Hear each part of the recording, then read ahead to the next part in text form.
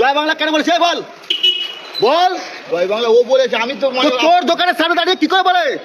এবার জয় বাংলা স্লোগানকে কেন্দ্র করে হেনস্থার শিকার হলো আমাদেরই পশ্চিমবাংলার কিছু সবজিওয়ালা।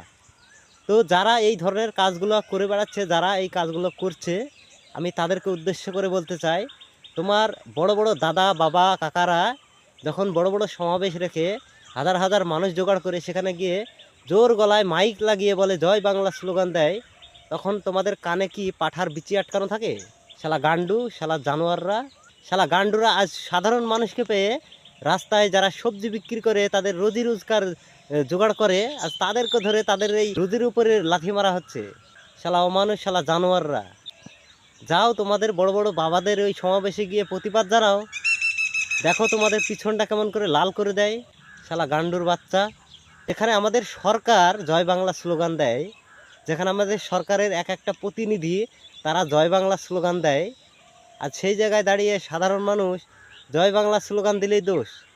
শালা গান্ডু চোদারা, যাও তোমাদের সেই সব দাদা কাকারগুলোর কাছে গিয়ে প্রতিবাদ জানাও, তোমাদের কত দম কত হিম্মত দেখি। শালা গান্ডুরা, এখানে সাধারণ মানুষকে রাস্তায় পেয়ে তাদেরকে এইভাবে অপদস্থ করা হচ্ছে। তা আমি আমার পশ্চিমবাংলার প্রশাসনের কাছে, সরকারের কাছে বিনীত আবেদন রাখছি, এসব গান্ডুগুলোকে, এসব দেশদ্রোহীগুলোকে, এসব জানোয়ারগুলোকে ধরে ধরে উত্তম মধ্যম দেওয়া হোক, আইনের আওতায় আনা হোক।